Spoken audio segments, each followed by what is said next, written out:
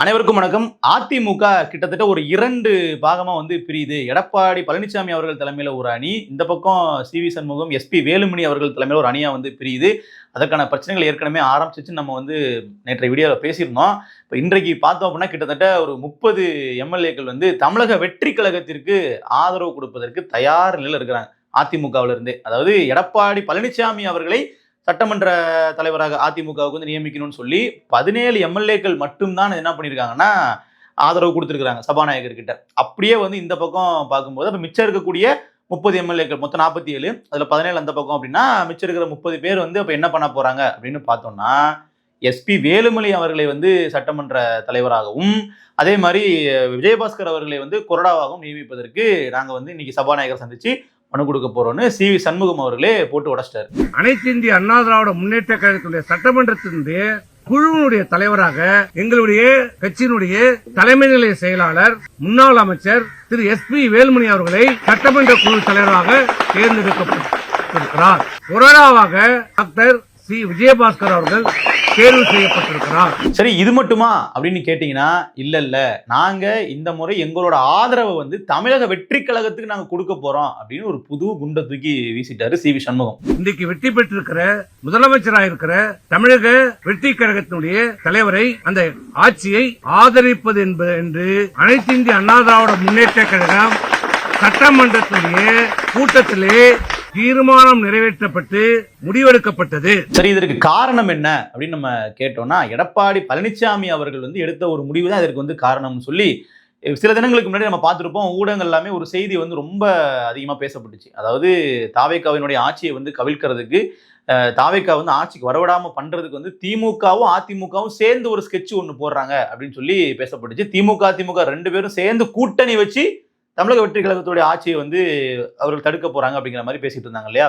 அந்த சமயத்துல தான் எடப்பாடி பழனிசாமி அவர்கள் முதலமைச்சராக வச்சு திமுக ஆதரவு கொடுக்கறதுக்கு தயாரா இருக்கு அப்படின்னு சொல்லி இபிஎஸ் அவர்கள் சொன்னதாகவும், அதை கேட்டோன்னே நாங்களாம் அப்படியே அதிர்ந்து போயிட்டோம். எப்படிங்க நம்மளுடைய பரம எதிரியான திமுக கூட கூட்டணி வச்சு நாம ஆட்சிக்கு வர முடியும், அது தப்பா இருக்கும் அப்படிங்கிற மாதிரி இவர்கள்லாம் எதிர்ப்பு தெரிவிக்க, இல்ல இது நம்ம ஆட்சிக்கு வரதுக்கு ஒரே வழின்ற மாதிரி சொல்ல, இல்ல எங்களுக்கு இது உடன்பாடு இல்லைன்னு சொல்லி இவர்கள் ஒரு பக்கமாகவும் எடப்பாடி பழனிசாமி ஒரு பக்கம் போறதாகவும் சி.வி. சண்முகம் அவர்கள் சொல்றாரு.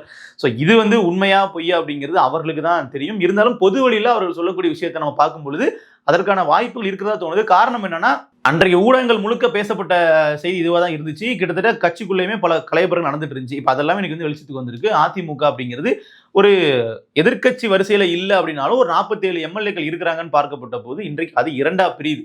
சரி, எதனால இப்பவே இவர்கள் பிரிகிறாங்க அப்படின்னு ஒரு கேள்வி வருது இல்லையா? கொஞ்சம் நாள் விட்டு பார்த்துருக்கலாம். ஏன்னா இப்ப ஸ்டாலின் அவர்கள் என்ன சொல்றாரு, 6 மாசம் பார்ப்போம், 6 மாசம் ஆட்சி சரியா இல்லைன்னா நாமளே ஆட்சியை கலைச்சிருவோம் அப்படிங்கிறது அவரோட திட்டம். அப்போ ஒரு 6 மாச காலம் பொறுத்திருந்து இவர்கள் வெளியேறி இருக்க கூடாதா, இல்ல இவர்கள் வேற முடிவு எடுத்திருக்க கூடாதா அப்படின்னு கேட்டீங்கன்னா, 6 மாசம் பொறுத்திருந்தா அமைச்சர் பதவி கிடைக்காது.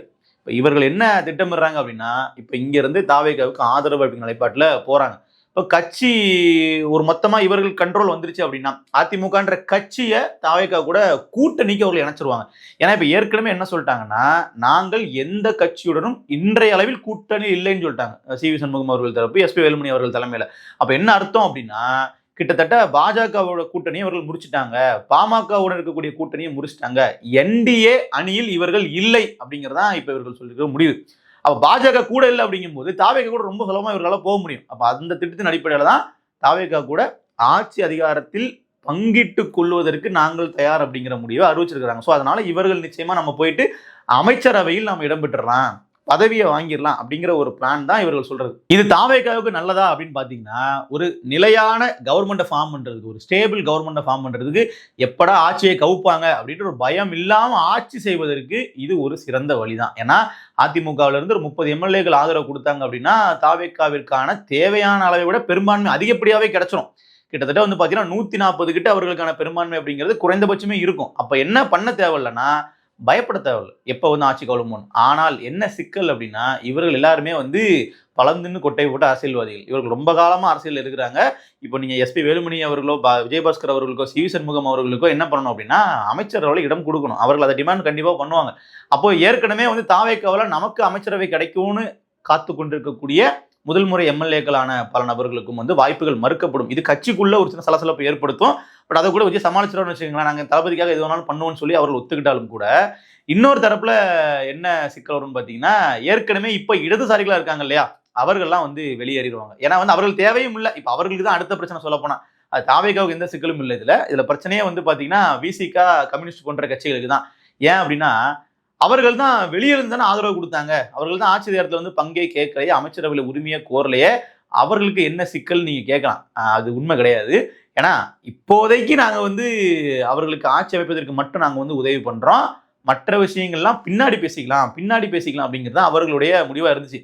இன்னும் தெளிவா சொல்ல போனா, திருமாவளவன் அவர்கள் சொன்ன விஷயமே, நாங்கள் திமுக கூட்டணியில் தொடருவதா அல்லது இந்தியா கூட்டணியில் தொடருவதா அப்படிங்கிறத நாங்க இனிமேதான் பேசி முடிவு பண்ணுவோம்னு அன்றைக்கே ஒரு புள்ளி வச்சிருந்தார். VCK have to finalize whether we will continue with the DMK or we will go along with Congress in India bloc.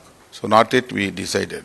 So within couple of weeks we organize a high level committee and will decide. என்ன சொல்றாரு அப்படின்னா, அவரு நாங்க வந்து திமுக கூட இருந்து விலகி காங்கிரஸ் கூட சேர்ந்து விஜய் கூட சேர்ந்து நாங்க ஆட்சியில் அதிகாரத்தில் பங்கு வாங்குறதுக்கு கூட வாய்ப்பு இருக்குன்றத ஒரு அடித்தளம் போட்டு வச்சிருந்தார். இன்னைக்கு திருமாவளவன் அவர்களினுடைய அந்த ஒரு அமைச்சர் கனவிற்கு வந்து ஆப்பு வச்சிருக்கிறாங்கன்னு தான் சொல்லணும்.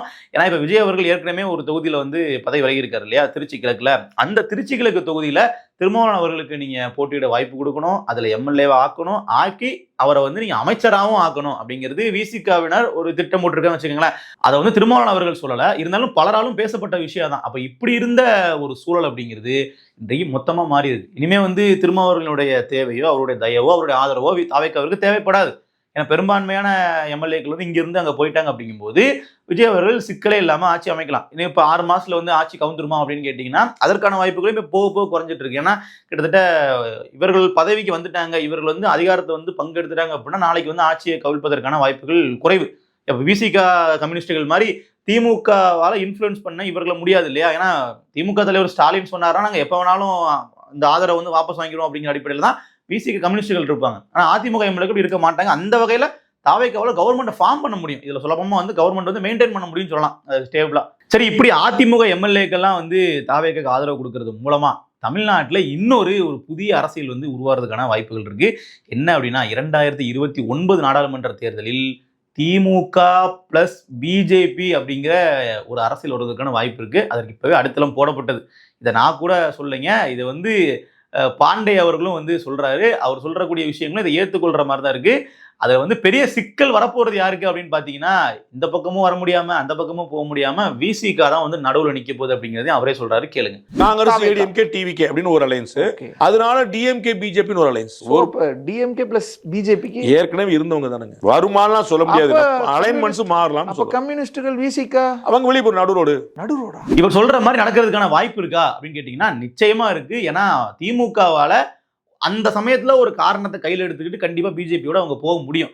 நீங்க நல்லா பாத்தீங்கன்னா தெரியும், பாஜகவுக்கு எதிராக தமிழ்நாட்டில் தான் இவர்கள் வந்து அப்படி இப்படி கம்பு சுத்துவாங்களே தவிர சென்ட்ரல்ல வந்து பாத்தீங்கன்னா பிஜேபி தலைவர்கள் கிட்ட ரொம்ப இணக்கமான ஒரு போக்குல தான் இருப்பாங்க.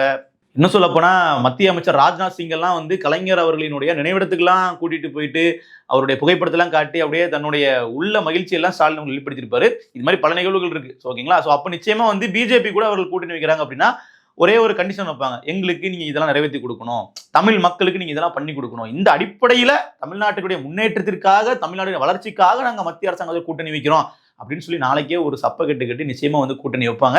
ஏன்னா அவர்களுக்கான களம் அப்படிதான் இருக்கு. நிச்சயமா சென்ட்ரல்ல ஒரு லாபி இல்லாம எம்பி ஜெயிக்க முடியாது. நீங்கள் யாரை வந்து பிரதமரா வந்து முன்னிறுத்தி நீங்க தேர்தல் சந்திப்பீங்க.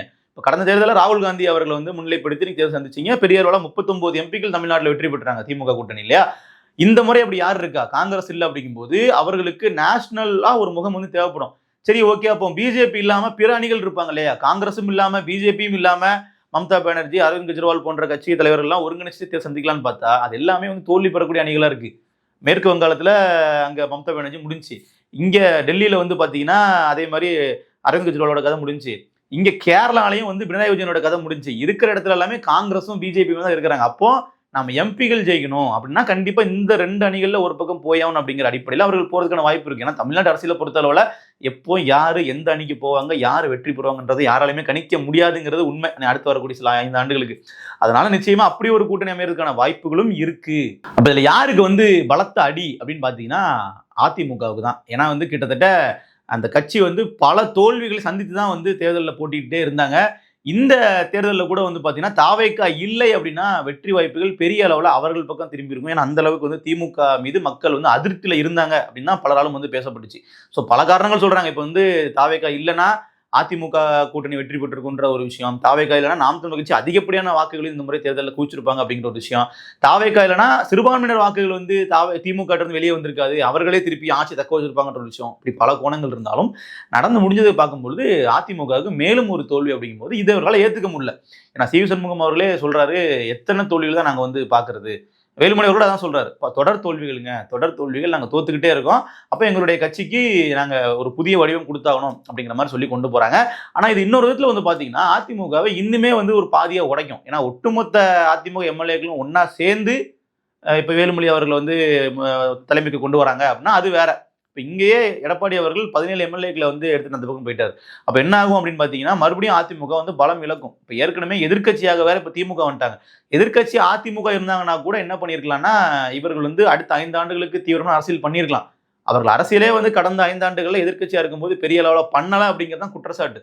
முதல் 4 ஆண்டுகள் வந்து எதுவுமே பண்ணாமல் அமைதியாக இருந்துட்டு கடைசி தேர்தலுக்கு முன்னாடி ஓராண்டுகள் தான் அவர்கள் தீவிரமாக வந்து களம் பண்ணாங்க. இப்போ தேர்தல் பிரச்சாரம் சிறப்பாக இருந்தாலும் அதற்கு முன்னாடியான களப்பணிகள் அப்படிங்கிறது மிக மிக குறைவு. அதனாலதான் மக்கள் வந்து அதிமுகவை ஒரு ஆல்டர்னேட்டா, டிஎம்கேக்கு ஆல்டர்னேட்டா அவர்கள் பெரிய அளவில் பார்க்கல.